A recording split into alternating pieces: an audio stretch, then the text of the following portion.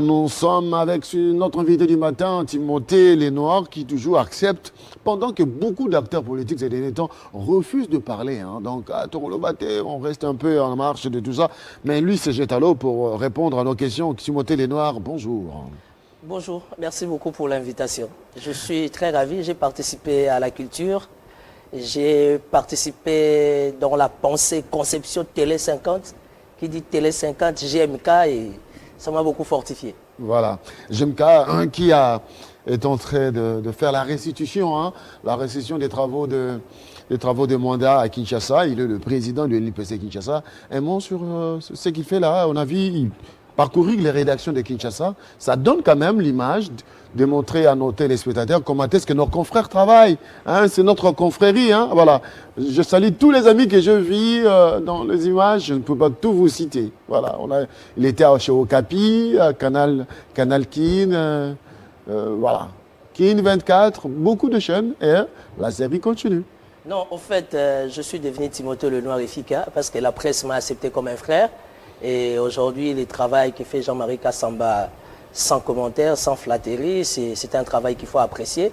D'ailleurs, la question que je me suis posée, il venait du Tanganyika, Lualaba, au Katanga, directement Mwanda. Il fait comment? Apparemment, il est full en termes d'énergie. Je ne sais pas comment il s'en sort, mais bon, le plus important, il est assez costaud. Et c'est un grand travail. Aujourd'hui, l'UNPC demandait, nécessitait quand même une sorte de recadrage.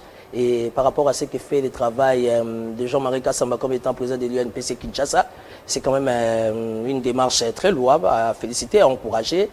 Si seulement je pouvais vraiment devenir journaliste et moi aussi bénéficier de cette dans l'école Kassamba. Sincèrement, j'apprécie. Moi, je suis quelqu'un de très rationnel, j'apprécie.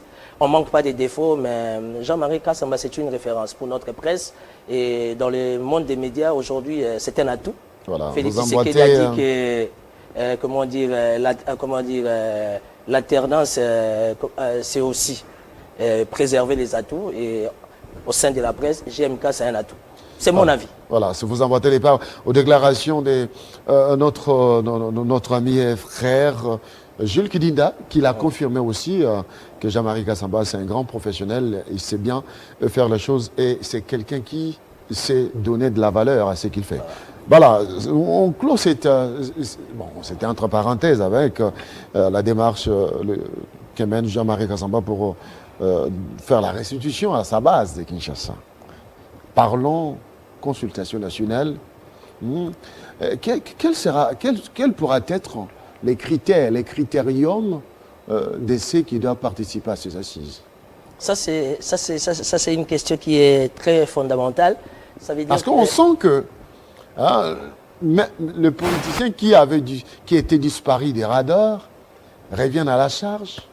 Est-ce qu'il n'y a pas de critérium pour ça? C'est comme il a l'habitude de dire, Maître Jimmy Ngalas, nous avons des politiciens ménopausés qui ont déjà atteint l'âge de la ménopause et aujourd'hui veulent les ressusciter.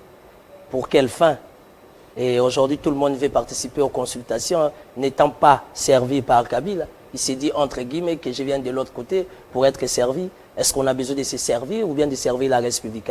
Aujourd'hui, les consultations, bravo, j'en suis très fier. Je n'ai jamais été pour ou contre par rapport au discours du chef de l'État, je reste rationnel.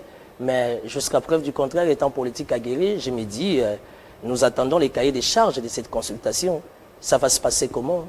Comment va se présenter la logistique?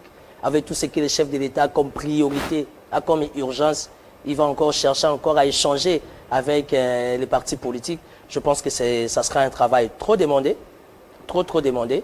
Il est quand même grand temps plutôt, comment dire, la question sur la consultation soit traitée avec beaucoup à vous entendre parler, nous sommes partis pour le 5 ans, basé sur la recherche de l'équilibre politique. En fait, nous ne sommes pas partis pour les 5 ans, parce qu'en janvier 2021, les chefs de l'État totalisera 2 ans. Et moi, étant politique, par rapport aux 2 ans, je n'ai rien vu. D'ailleurs, je reste dans le questionnement par rapport au dossier Minembwe. Je mets de côté. Il y a lundi et mardi, classe morte. Ça, ce sont des grandes matières. Il y a l'intégrité territoriale d'une manière générale. Il y a la stabilité du cadre macroéconomique. Il y a, toutes les grandes questions qui touchent aux intérêts de la Res Publica. Aujourd'hui, les consultations, oui, mais je crains, à cœur ouvert, je crains que les chefs de l'État pourraient, autour de lui, avoir une majorité. Je crains. J'en suis pas sûr. Je ne suis pas un prophète des malheurs, mais je reste tout simplement dans les cadres des calculs politiques. Parce que qui dit politique, il faut être fort en mathématiques. Et par rapport au contexte et par rapport aux enjeux de l'heure, j'ai craint que l'approche du chef de l'État puisse aboutir à une réalisation, reconstituer une majorité. Je ne crois pas.